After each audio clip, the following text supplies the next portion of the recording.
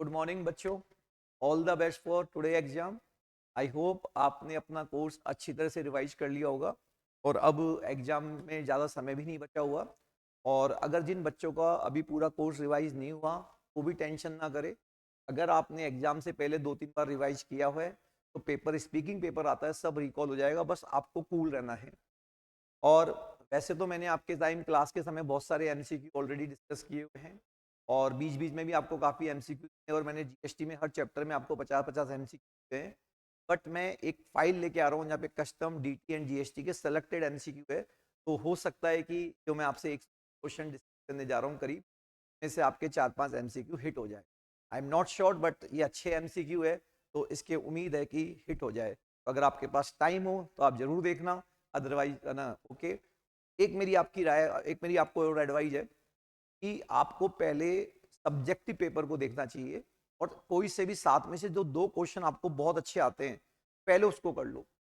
अगर आपने एमसीक्यू पहले किए और उसमें मान लो कुछ गड़बड़ हो गई तो फिर आपका उसका इम्पैक्ट सब्जेक्टिव पे आता। तो सबसे पहले जो 2 बेस्ट क्वेश्चन आपको आते हैं वो सेलेक्ट कर लो ताकि आपके एक बार 28 मार्क्स सिक्योर हो जाएंगे। तो फिर आपको ये ब्लैंक होने की पोजीशन आएगी। अदरवाइज कई बार बच्चे क्या घबराहट के मारे ब्लैंक हो जाते हैं। ठीक है, तो मेरी पर्सनल राय है कि आपको पहले 2 सब्जेक्टिव क्वेश्चन में 28 मार्क्स सिक्योर करने चाहिए, उसके बाद फिर अपन को एमसीक्यू वगैरह पे ध्यान देना चाहिए। तो पहला काम है हमको 40 मार्क्स को कैसे भी करके सिक्योर करना। आइए अपन कुछ इंपॉर्टेंट एमसीक्यू देखते हैं कि कस्टम का चार्जिंग सेक्शन कौन सा है, 12। जीएसटी का 9 है, कस्टम का क्या है, 12। बताओ टैक्सेबल इवेंट क्या होता है इंपोर्ट गुड्स के केस में, goods cross the custom barrier. ठीक है, कस्टम ड्यूटी कौन से शेड्यूल में दी होती है, इंपोर्ट के केस में फर्स्ट शेड्यूल में और एक्सपोर्ट के केस में सेकंड शेड्यूल में दी होती है। तो इंपोर्ट के केस में फर्स्ट शेड्यूल में और एक्सपोर्ट के केस में सेकंड शेड्यूल। तो इंपोर्ट का केस है फर्स्ट शेड्यूल में दी गई है। ये कुछ टर्मोलॉजी होती है बच्चों कि जैसे तो कस्टम ड्यूटी तब लगती है जब हमने कुछ गुड्स इंपोर्ट किए हैं, लेकिन अगर जेटसम, डेरिलिक्ट, फ्लोटसम और रैक के थ्रू भी अगर गुड्स आ गए हैं, मतलब हम इंपोर्ट नहीं करना चाहते थे बट इन घटनाओं के कारण अगर गुड्स इंडिया में इंपोर्ट हो गए हैं तो भी बताओ क्या लगेगी, कस्टम ड्यूटी लगेगी। तो यहाँ पे अगर आपने शिप को हल्का करने के लिए गुड्स को समुद्र में फेंका तो उसको बोलते हैं जेटसम। यहाँ पे सी का, अब वो सी की वापस आने की कोई उम्मीद नहीं है, उस घटना को बोलते हैं डेरेलिक्ट। ठीक है, और यहाँ पे जब इस तरह से आ जाए cast ashore by tides after shipwreck तो इस घटना को हम बोलते हैं रैक। और फ्लोटसम, कुछ समुद्र में फेंकने के बाद भी वो फ्लोट कर रहे हैं तो उसको बोलते हैं फ्लोटसम। तो ये टर्मोलॉजी आपको पता होनी चाहिए, ये आपसे एग्जाम में पूछ सकता है। जेटसम, डेरिलिक्ट, रैक और क्या, फ्लोटसम। अच्छा, गुड्स जब पिलफर्ड हो जाते हैं तो उस केस में ड्यूटी नहीं लगती है, तो कौन सा सेक्शन है, 13 सेक्शन। जब कंप्लीट लॉस हो जाते हैं तो 23 सेक्शन है। और जब छोटी मात्रा में पिलफर्ड होते हैं तो ये कौन सा सेक्शन है, 13। ये 3 क्वेश्चंस बनते हैं। एक्सक्लूसिव इकोनॉमिक जोन की रेंज क्या होती है, 200 न्यूटिकल माइल्स। कॉन्टिनेंटल शेल्फ की क्या होती है, 24 न्यूटिकल माइल्स। और टेरिटोरियल वाटर की क्या होती है, 12 न्यूटिकल माइल्स। बताओ एक्सपोर्ट ड्यूटी कौन से शेड्यूल में दी होती है, सेकंड शेड्यूल, पोर्ट फर्स्ट में और वो सेकंड में दी जाती है। Safe guard duty provisional basis पे लगती है एक बार, तो मैक्सिमम कितने पीरियड के लिए लग सकती है, प्रोविजनल बेसिस पे 200 दिन के लिए लग सकती है मैक्सिमम। और फिर अगर फाइनल हो गई तो बताओ सेफ गार्ड ड्यूटी मिनिमम 4 साल और मैक्सिमम 10 साल के लिए लगती है। एंटी सब्सिडी ड्यूटी मिनिमम 5 साल और मैक्सिमम 10 साल के लिए लगती है। और एंटी डंपिंग ड्यूटी भी मिनिमम 5 साल और 10 साल। तो ध्यान रखना, सेफ गार्ड ड्यूटी 4 साल और 10 साल और एंटी और ये 5 साल और 10 साल। जब अपन कैलकुलेशन करते हैं सबसे पहले अपन वैल्यू लेते हैं, उसमें बेसिक कस्टम ड्यूटी लगाते हैं, फिर सोशल वेलफेयर चार्ज लगाते हैं, उसमें बोलते हैं, उसमें फिर अदर ड्यूटी जोड़ते हैं, फिर उसको बोलते हैं value for IGST and compensation shares. तो कंपनसेशन शेयर्स आपको लगाना है। तो अगर तो for the purpose of computing IGST तो बताओ कौन सा टैक्स इंक्लूड नहीं होता, कंपनसेशन शेयर्स इंक्लूड नहीं होता, बाकी सारे टैक्स इंक्लूड होते हैं। ऐसे ही अगर आपको कंपनसेशन शेयर्स लगाना है तो सारे टैक्स इंक्लूड होने के बाद ये लगता है, लेकिन आईजीएसटी को छोड़कर। ठीक है, तो इसका आंसर ए होगा और इसका आंसर ए होगा। पर्सन इंचार्ज किसे कहते हैं, सबको ही कहते हैं। वेसल के केस में मास्टर, ट्रेन के केस में कंडक्टर को, व्हीकल के केस में ड्राइवर को, सबको कहते हैं। बताओ जब गुड्स, जब आपको पता है कि वैसे तो कस्टम ड्यूटी ट्रांजैक्शन वैल्यू पे लगती है, लेकिन अगर बायर और seller are not related and the price is not a sole consideration तो रूल्स के हिसाब से लगती है। वहां पे हम आइडेंटिकल गुड्स की वैल्यू लेते हैं। आइडेंटिकल गुड्स कहते हैं जो सब कुछ फिजिकल दिखने में, क्वालिटी में, कैरेक्टरिस्टिक में सब में सेम है, तो उसको बोलते हैं आइडेंटिकल गुड्स। यहाँ पे थोड़ा बहुत माइनर डिफरेंस है, बट प्रोडक्ट इंटरचेंजेबल है। तो उसको बोलते हैं सिमिलर गुड्स। क्या बोलते हैं बच्चों? Similar goods. अच्छा, जब आइडेंटिकल और सिमिलर मेथड से एक से ज्यादा प्राइस निकल के आती है, आइडेंटिकल एंड सिमिलर मेथड से एक से ज्यादा प्राइस निकल के आती है, तो जो सबसे लोएस्ट वैल्यू होती है ना, उसको हम चुनते हैं। ऐसे एक डिडक्टेड मेथड होता है, वहां पे भी अगर हमने एक से ज्यादा प्राइस निकल के आई, तो ग्रेटेस्ट एग्रीगेट क्वांटिटी किस वैल्यू पे बिकी है, वो वाली प्राइस अपन यहाँ पे लेते हैं। सेलिंग कमीशन ट्रांजैक्शन वैल्यू का पार्ट होता है, बाइंग कमीशन ट्रांजैक्शन वैल्यू का पार्ट नहीं होता है। ठीक है। इंश्योरेंस आपको पता है, एफओबी में हम इंश्योरेंस फ्रेट को जोड़ते हैं। इंश्योरेंस अगर वैल्यू अगर क्वेश्चन में नहीं दे रखी हो, तो हम 1.125% ऑफ एफओबी लेंगे, और अगर अपन को है ना इंश्योरेंस नहीं फ्रेट नहीं दे रखा हो, तो 20% ऑफ एफओबी वैल्यू हम लेंगे। एक ये क्वेश्चन है, एफओबी वैल्यू में इंश्योरेंस इंक्लूड है 1000, फ्रेट दे नहीं रखा है, और इंश्योरेंस दे रखा है 20। तो अब यहाँ पे आपको इसके अंदर ऑलरेडी इंश्योरेंस इंक्लूड है, तो अपन इसमें से पहले 20 घटाएंगे, तो ये बचेगा 980, और 980 का फिर 20% लेंगे, तो 980 का 20% प्लस फिर इंश्योरेंस जोड़ेंगे, तो करेक्ट आंसर आएगा 1196। ओके। अब नाउ बताओ, जीएसटी कंपनसेशन सेस, ये जो प्रोडक्ट्स है इन पे कौन सा टैक्स लगता है? GST compensation cess. GST compensation हर चीज पे नहीं लगता, बट इन वाले प्रोडक्ट्स पे क्या लगता है? GST compensation cess.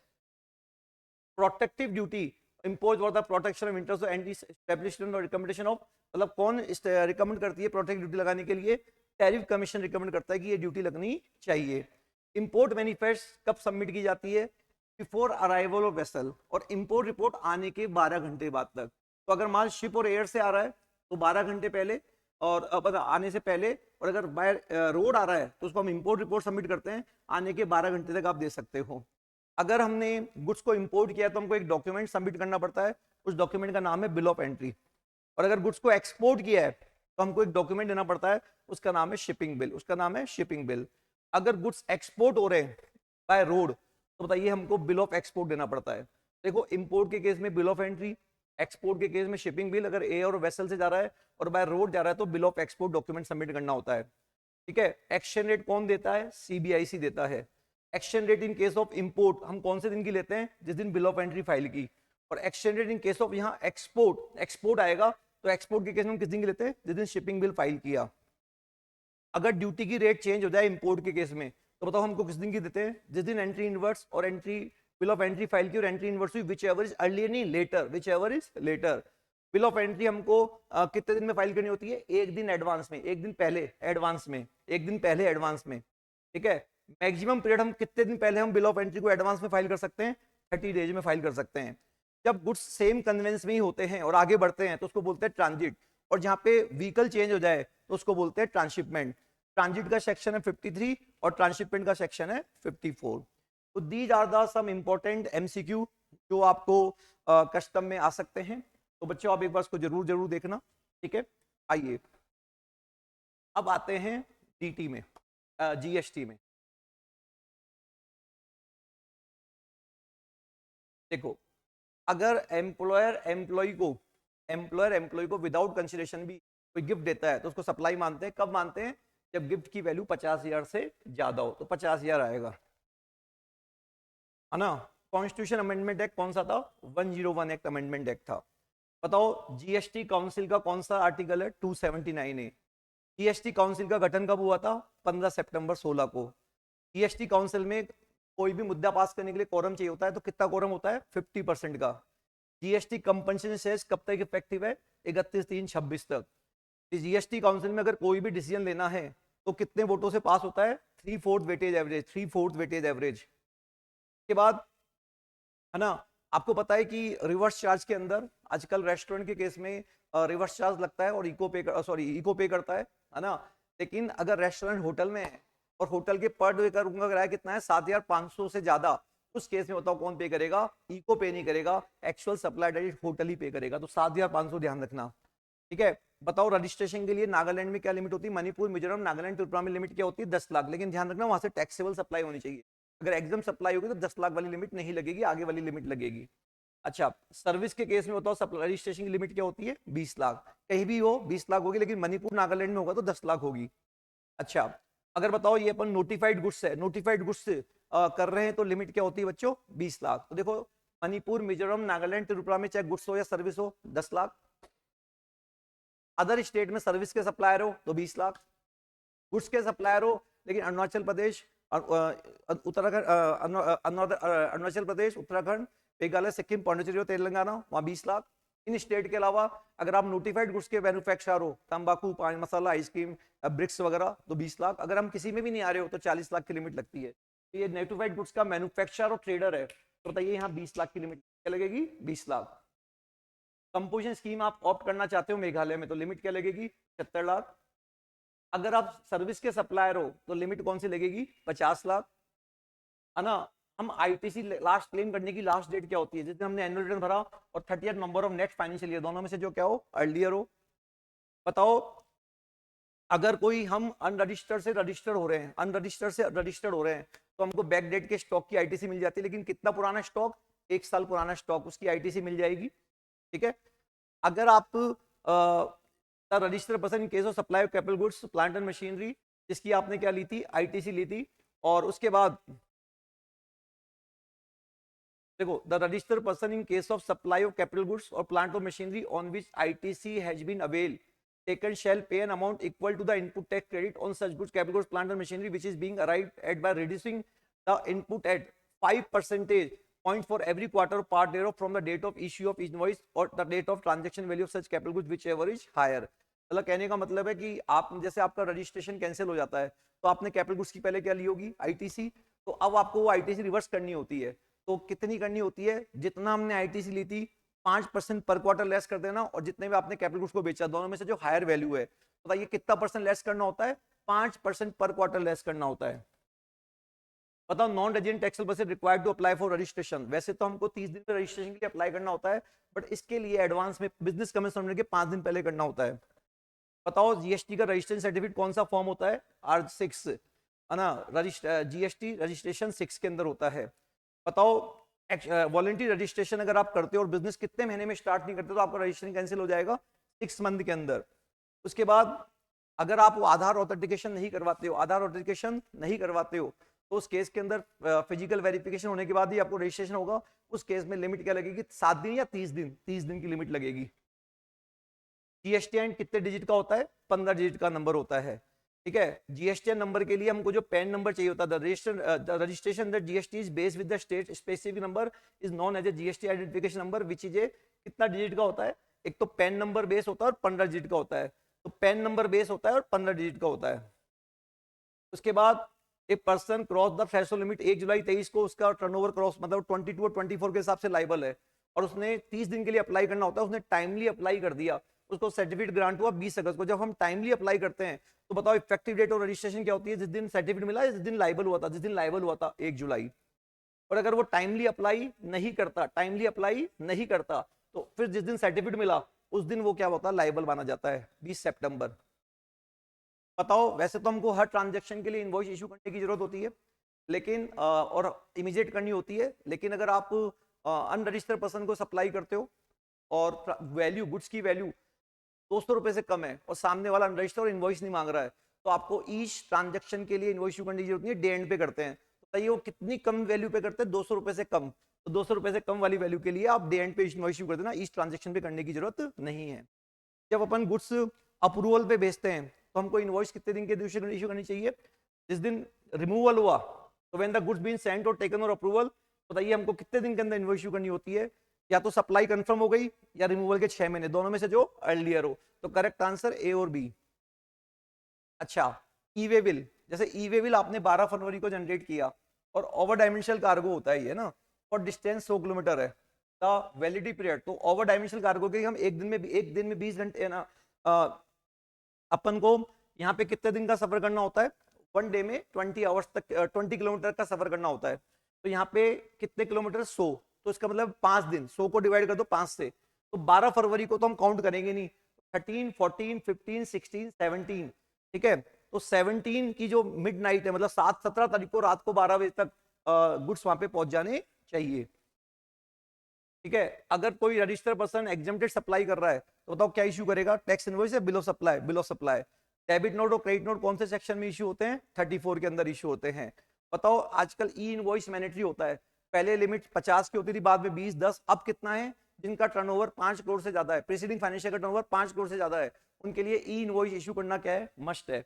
और अगर क्यूआर कोड, देखो ई इनवॉइस तो करता है जब ट्रांजेक्शन B2B होता है, एक्सपोर्ट होता है, और अगर ट्रांजेक्शन B2C होता है और टर्नओवर आपका 500 करोड़ से ज्यादा है तो आपको क्यूआर कोड देना होता है। तो यहाँ पे टर्नओवर की लिमिट क्या आएगी, क्यूआर कोड की लिमिट क्या आएगी, 500 करोड़। तो ई इनवॉइस की लिमिट है 5 करोड़, क्यूआर कोड की लिमिट है 500 करोड़, ठीक है। अच्छा, आपको पता है एचएसएन कोड आपको देना होता है। तो एचएसएन कोड के लिए नियम है, अगर आपका प्रीसीडिंग फाइनेंशियल टर्नओवर 5 करोड़ से कम है तो B2B में मिनिमम 4 डिजिट और B2C में ऑप्शनल है 4 डिजिट। लेकिन अगर टर्नओवर 500 करोड़ से 5 करोड़ से ज्यादा है, टर्नओवर 5 करोड़ से क्या है, ज्यादा है, 500 करोड़ नहीं 5 करोड़ से ज्यादा है, तो B2B हो या B2C हो 6 डिजिट देना कंपलसरी है, ठीक है। अब नाउ ये बता रहा है कि क्रेडिट नोट इशू करने की लास्ट डेट क्या है, डेट ऑफ एनुअल रिटर्न और 30 नवंबर, इस तारीख के बाद क्रेडिट नोट इशू नहीं हो सकता। बताओ ई वे बिल का सफर है 500 किलोमीटर का, तो बताइए ओवर डायमेंशनल कार्गो नहीं है, तो उस केस में हम 200 500 को 200 डिवाइड करो, 3 दिन आएगा, 3 दिन आएगा, मतलब पॉइंट्स को भी हम दिन बना देंगे, तो 3 दिन के अंदर गुड्स डेस्टिनेशन पे पहुंच जाना चाहिए। एक क्वेश्चन है कंटिन्यू सप्लाई और सर्विस का केस है, बताओ डेट ऑफ कमेंसमेंट सर्विस कब दी, 1 अक्टूबर को, कंप्लीट कब हुई, 31 जनवरी को, date of receipt of payment by Lakhan 30 March 23। बताओ इनवॉइस इशू करने की टाइम लिमिट क्या होगी। अगर if the payment is link to the complete service, तो उसके अंदर हमने पढ़ा था अगर पेमेंट 31/4 हमको बताता है, अगर ड्यू डेट ऑफ पेमेंट पता है तो पेमेंट डेट, नहीं पता है तो ड्यू डेट ऑफ पेमेंट पता है तो ड्यू डेट ऑफ पेमेंट, नहीं पता है तो पेमेंट डेट, और जहां पेमेंट काम से लिंक है तो जिस दिन काम कंप्लीट हुआ, तो यहाँ पे ड्यू डेट ऑफ पेमेंट पता है या नहीं है। देखो तो देखो date of completion 1 October, start यहाँ से है ना, date of commencement 1 October, completion 31 January, और डेट ऑफ रिसिप्ट क्या है 30 मार्च, ठीक है। तो अब determine the time of invoice as per provision CGST act if the payment is link to the completion of service. अब यहाँ पे ये पूछ रहा है टाइम ऑफ, तो बताइए इनवॉइस कब कट जानी चाहिए, इनवॉइस कब कट जानी चाहिए, 30 मार्च 23 को, 30 मार्च 23 को कट जानी चाहिए, 30 मार्च 23 को कट जानी चाहिए, ओके। अब ये बोल रहा है determine the time of issue of invoice as per provision of CGST Act if the payment is linked to the completion of service। मतलब क्या पेमेंट यहाँ पे डेट ऑफ कमेंसमेंट से लिंक है या डेट ऑफ कंप्लीशन प्रोवाइडिंग से link है या किससे लिंक है, यहाँ पे कंप्लीशन से लिंक है। कंप्लीशन काम कब हो रहा है, 31 जनवरी को, तो बताइए इनवॉइस कब इशू हो जानी चाहिए, इनवॉइस 31 जनवरी को इशू हो जानी चाहिए। टैक्स इनवॉइस में जो आपके नंबर्स होते हैं सीरियल नंबर, वो कितने हो सकते हैं, मैक्सिमम 16 डिजिट के। बताओ अगर रिसिपेंट अनरजिस्टर्ड है तो बताइए ई वे बिल इशू करना पड़ेगा, और रिसिपेंट अगर अनरजिस्टर्ड है तो उस केस के अंदर हमको सामने वाले का क्या देना होता है, नेम और एड्रेस। वो कब देना होता है, जब वैल्यू 50,000 से क्या हो, ज्यादा हो, वैल्यू 50,000 से क्या हो, ज्यादा हो। तो देखो जब ट्रांजेक्शन B2B होते हैं जब तो अपन को सामने वाले का नाम और रजिस्ट्रेशन एड्रेस नंबर चाहिए। जब ट्रांजेक्शन B2C है तो अगर वैल्यू ट्रांजेक्शन की वैल्यू 50,000 से ज्यादा है तो हमको रिसिपेंट का क्या चाहिए, नेम और एड्रेस। 50 से कम है तो जरूरत नहीं है। बताओ ई वे बिल हमारे बनाने के कितने दिन में कैंसिल हो सकता है, 24 आवर्स में। ई वे बिल इज क्रेडिटेड कब क्रिएट किया जाता है, ई वे बिल कब क्रिएट किया जाता है, before movement of goods, before movement of goods. और रेलवे के केस के अंदर कब किया जाता है, before delivery, after movement of good but before delivery at destination.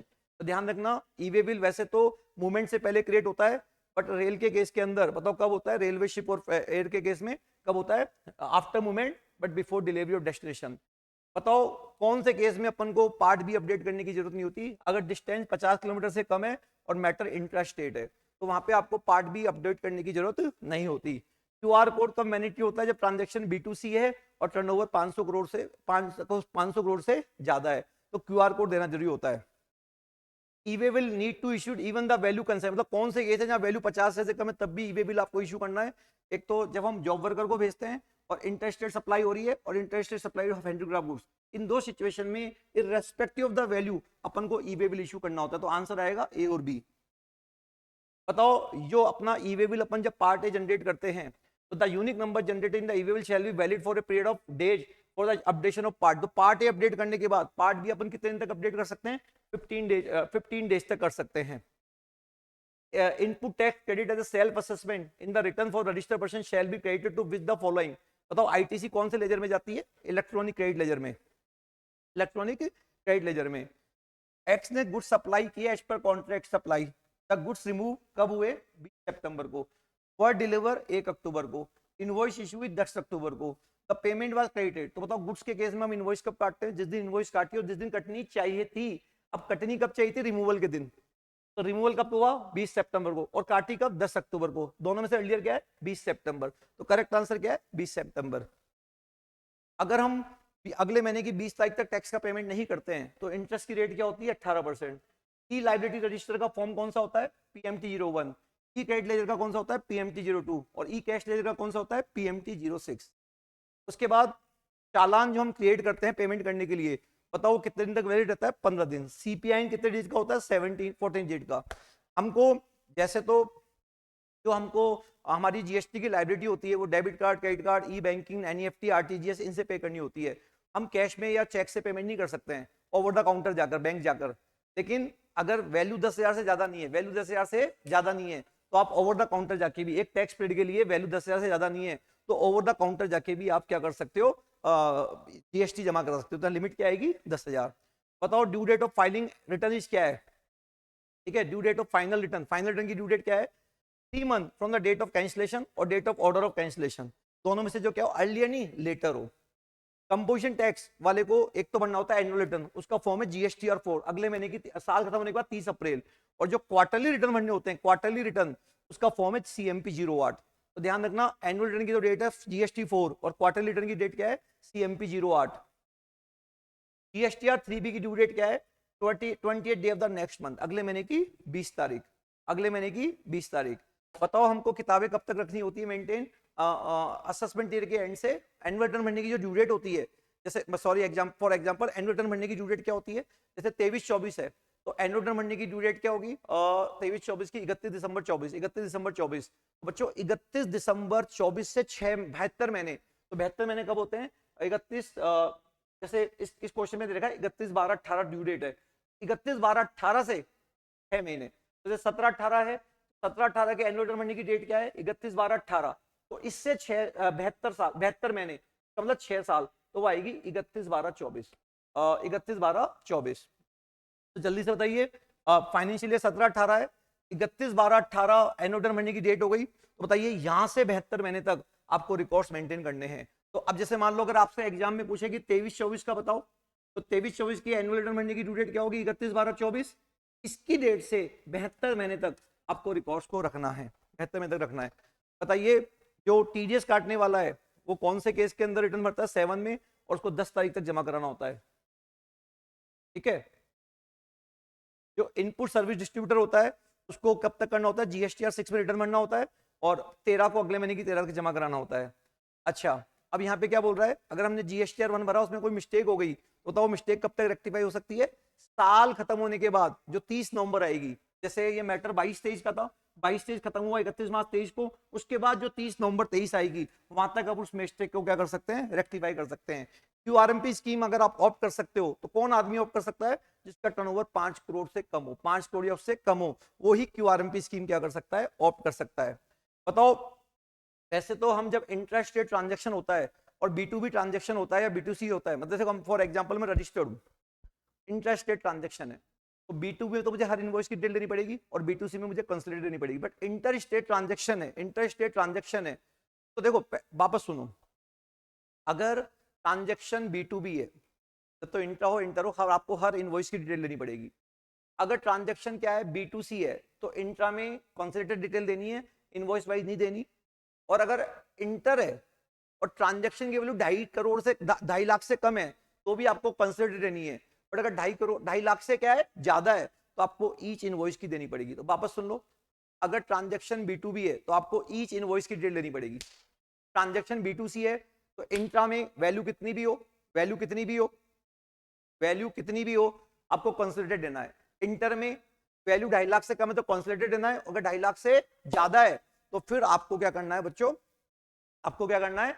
Each invoice की डिटेल देनी है। नेक्स्ट, ठीक है, इनवॉइस IF फैसिलिटी के थ्रू अगर हम करते हैं तो कब तक कर सकते हैं? 30th of the next month तक आप क्या कर सकते हैं? अपलोड कर सकते हैं। नील का रिटर्न कैसे भर सकते हैं? SMS के थ्रू भी भर सकते हैं।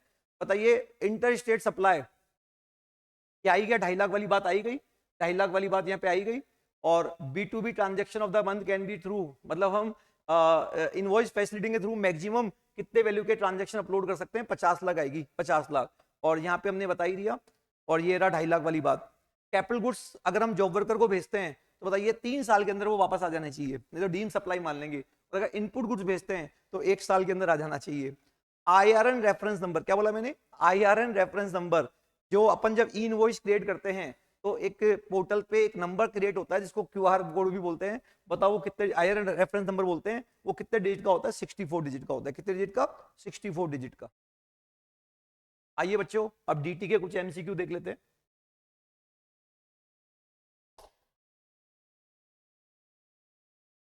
एडवांस टैक्स बताओ कब पे करना होता है? एडवांस टैक्स कब पे करना होता है?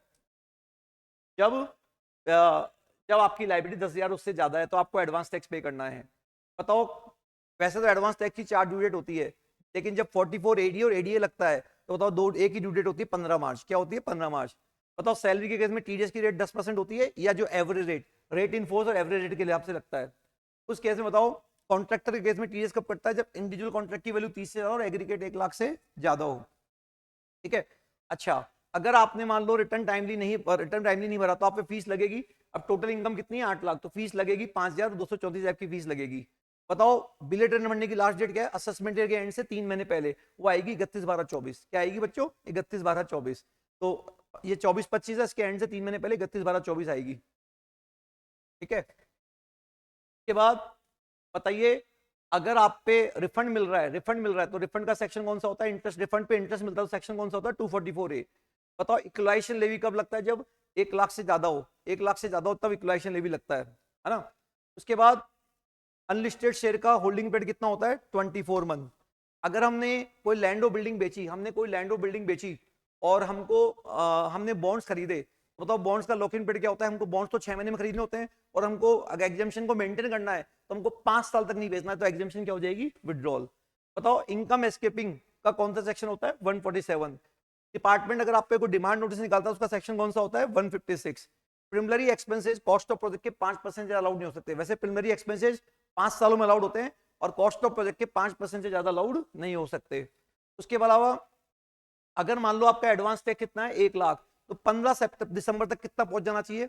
15 जून तक 15%, 15 सितंबर तक 45%, और 15 दिसंबर तक 75%। तो 75% कितना होगा? 1 लाख का 75,000 रुपए पहुंच जाना चाहिए। अनऑब्जेक्ट डेप्रिसिएशन अनलिमिटेड टाइम के लिए क्या होता है? कैरी फॉरवर्ड होता है। Owing and maintaining horse cross colours 4 साल के लिए क्या होता है? कैरी फॉरवर्ड होता है। बताओ अगर हमने ट्रांसपोर्टर को पेमेंट किया सिंगल डे में 10,000 से ज्यादा, तो बच्चों वैसे तो 10,000 की लिमिट होती है, बट ट्रांसपोर्ट के केस में 35,000 की लिमिट होती है, तो आपने तो केवल 25,000 ही पेमेंट किया, कुछ भी डिसलाउड नहीं होगा। अगर एक पार्टनरशिप फर्म को लॉस है, तो वैसे तो पार्टनरशिप फर्म बताओ अपने पार्टनर्स को मैक्सिमम कितना दे सकती है? पहले 3 लाख के बुक प्रॉफिट का 90% और 1.5 लाख विच एवरेज हायर, और बैलेंस का 60% दे सकती है रेम्यूनरेशन। लेकिन अगर पार्टनरशिप फर्म का बुक प्रॉफिट लॉस है तो मैक्सिमम 1.5 लाख भी दे सकती है वो। तो आंसर आएगा ए। बताओ अगर आपने अपडेटेड रिटर्न, वैसे तो आप रिटर्न बिलेटेड रिटर्न जैसे 23-24 है तो उसका बिलेटेड रिटर्न आप 31 दिसंबर 24 तक भर सकते हो, लेकिन असेसमेंट ईयर के 2 साल तक भी आप अपडेटेड रिटर्न भर सकते हो, लेकिन उसके लिए आपको 50% एक्स्ट्रा टैक्स देना पड़ेगा। तो अगर आप 2 साल वाली फैसिलिटी लेना चाहते हो तो 50% एक्स्ट्रा टैक्स देना पड़ेगा, और अगर आप 1 साल वाली फैसिलिटी लेना चाहते हो तो आपको 25% एक्स्ट्रा टैक्स देना पड़ेगा। ठीक है। अब बताइए, आपने ओरिजिनल डेट 31/10/24 को भरा था, तो बताइए रिटर्न को हम रिवाइज कब तक कर सकते हैं? वही असेसमेंट के एंड से 3 महीने पहले। तो बताओ वो डेट क्या हुई? 31/12/24। और बिलेट रिटर्न कैन ऑल्सो भी क्या? रिवाइज। बताओ अगर आपकी टोटल इनकम 4,90,000 है तो बताओ फीस कितनी लगेगी? तो देखो वैसे तो 5,000 रुपए लगती है, लेकिन अगर टोटल इनकम 5 लाख से कम है तो फीस कितनी लगती है? 1,000 रुपए। ऑल्टरनेट मिनिमम टैक्स इंडिविजुअल कब अप्लाई होता है? जब एडजस्टेड टोटल इनकम 20 लाख से क्या हो? ज्यादा हो, तब आप पे वो अप्लाई होता है। एम्प्लॉयर का कंट्रीब्यूशन जब एएसएफ में होता है तो बताइए कितने रुपए तक की एग्जामेशन होती है? 7.5 लाख रुपए की। इक्वलाइजेशन लेवी की रेट क्या होती है? 6%। एच पर आईसीडीएस सेकंड वैल्यूएशन और इन्वेंट्री देयर रिकग्निशन कितने मेथड्स? 3 फॉर्मूला रिकॉग्निशन करता है। और ये बच्चों आपको आईसीडीएस के नाम होते हैं, तो जैसे ये नाम है और ये वाले है, तो ये पूछ सकता है कि बताओ वैल्यूएशन इन्वेंट्री का कौन सा आईसीडीएस है? ICDS second. रेवेन्यू कैलकुलेशन कौन सा है? आईसीडीएस 4। ये आपको बस ध्यान रखना है आईसीडीएस के बारे में। बताओ ऑडिट प्रोफेशनल के केस में कब होती है? अदर देन प्रोफेशनल केस में 1 करोड़ से ज्यादा पे ऑडिट होती है। नॉन प्रोफेशनल में 50 लाख से ज्यादा। लेकिन ध्यान रखना, अगर अदर देन प्रोफेशनल हो और आपके कैश एक्सपेंडिचर टोटल एक्सपेंडिचर के 5% से ज्यादा नहीं है, और कैश रिसीव टोटल रिसीव की 5% से ज्यादा नहीं है, तो 10 करोड़ के ऊपर क्या होती है? ऑडिट होती है। बच्चों मैंने बहुत जल्दी जल्दी आपको बताया है, तो आई होप मैं चाहता था कि 120 एमसीक्यू आपके आधे घंटे के अंदर हो जाए, तो आई होप आपको समझ में आ गया होगा। मेरी कोशिश है कि ज़्यादा से ज़्यादा एमसीक्यू एग्जाम में हिट हो। आई एम नॉट श्योर कि ये हिट होंगे नहीं होंगे, बट मेरे हिसाब से ये इंपॉर्टेंट एमसीक्यू है, तो आप लोग इसको अगर टाइम है तो जरूर देखिए। ऑल द बेस्ट, सब कुछ अच्छा होगा।